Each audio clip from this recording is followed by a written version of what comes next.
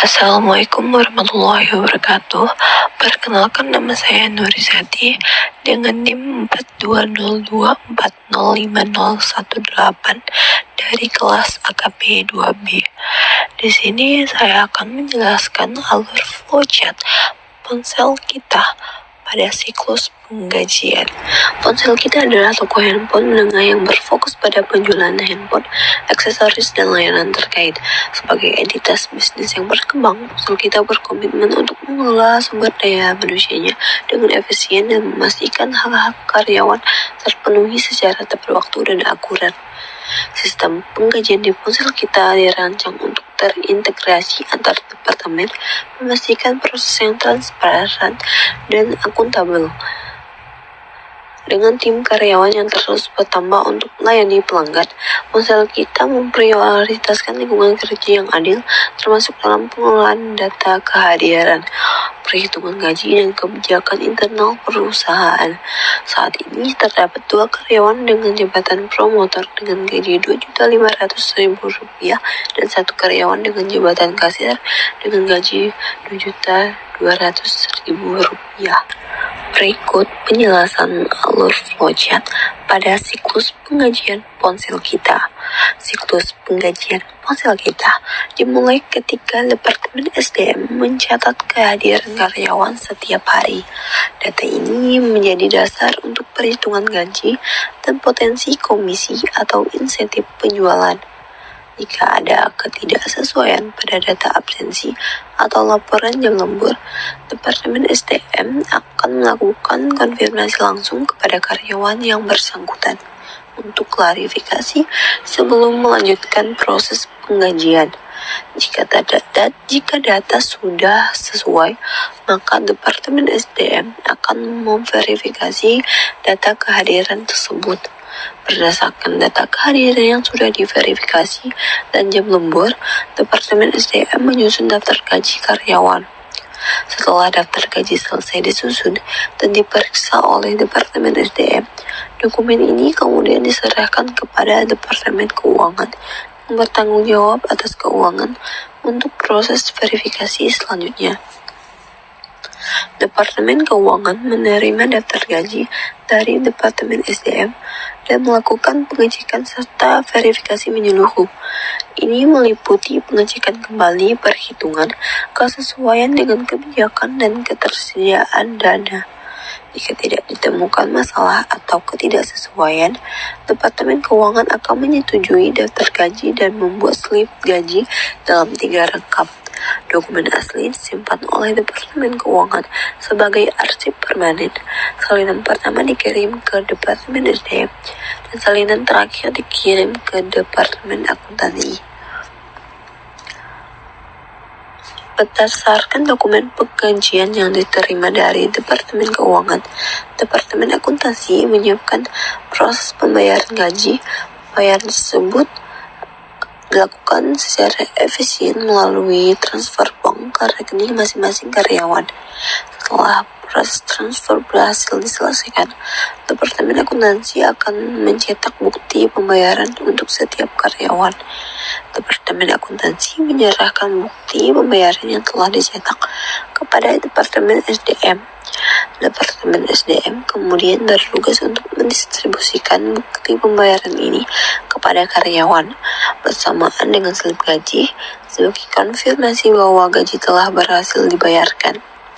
1 salinan bukti pembayaran juga dikirim kembali ke Departemen Keuangan sebagai bagian dari arsip lengkap pembayaran.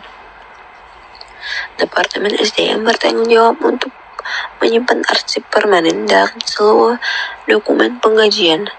Arsip ini terdiri dari salinan daftar gaji yang mereka susun, salinan dokumen penggajian dari Departemen Keuangan, serta bukti pembayaran dari Departemen Akuntansi. Semua dokumen ini akan diurutkan secara sistematis berdasarkan periode pembayaran dan nama karyawan untuk memudahkan pencarian dan audit di kemudian hari. Berikut adalah penjelasan mengenai dokumen-dokumen yang ada pada flowchart siklus penggajian ponsel kita. Yang pertama, absensi karyawan. Dokumen ini mencatat kehadiran karyawan ponsel kita untuk periode tertentu. Nah, di sini sudah tercatat bahwa bulan Juni 2025 untuk kehadiran karyawan ponsel kita. Tabel absensi mencakup tanggal dari tanggal 1 hingga 30. Terdapat kolom keterangan yang menunjukkan status kehadiran. Untuk H itu hadir, untuk C itu cuti, untuk S itu sakit, dan untuk I itu izin. Dan persentase total kehadiran. Nah, karyawan yang tercatat ini di sini adalah Khaira Azhara sebagai promotor dan Zayan Atar sebagai kasir. Keduanya dengan 100% kehadiran untuk 26 hari. Data absensi ini menjadi dasar untuk perhitungan gaji dan potensi komisi atau insentif penjualan. Yang kedua, daftar gaji. Daftar gaji ini disusun berdasarkan data kehadiran yang telah diverifikasi dan jam lembur.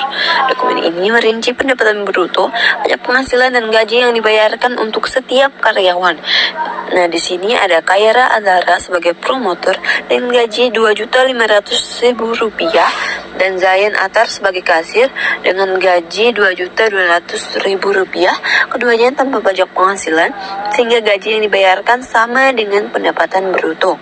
Total pendapatan bruto dan total gaji dibayarkan adalah Rp4.700.000. Yang ketiga, slip gaji Khaira Azhara.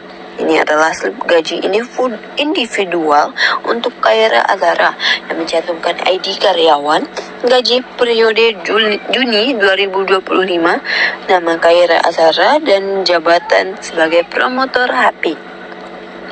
Rincian pendapatan menunjukkan gaji pokok sebesar Rp2.500.000 dengan total yang diterima juga Rp2.500.000 yang disetujui oleh Nurizati pada tanggal 1 Juli 2025. Yang keempat, slip gaji Zayan Atar. Ini adalah slip gaji individual untuk Zayan Atar yang mencantumkan ID karyawan, gaji periode Juni 2025, nama Zayan Atar dengan jabatan sebagai kasir.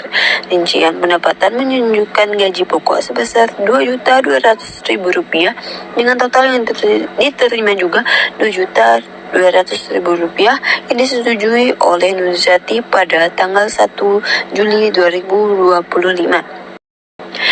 Yang kelima, bukti pembayaran. Dokumen ini berfungsi sebagai konfirmasi bahwa gaji telah berhasil dibayarkan, mencantumkan nomor pembayaran dan tanggal 1 Juli 2025.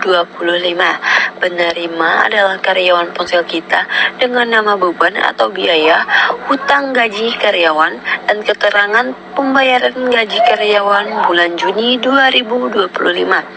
Total nilai pembayaran adalah Rp4.700.000 yang disetujui oleh Nurizati pada tanggal 1 Juli 2025.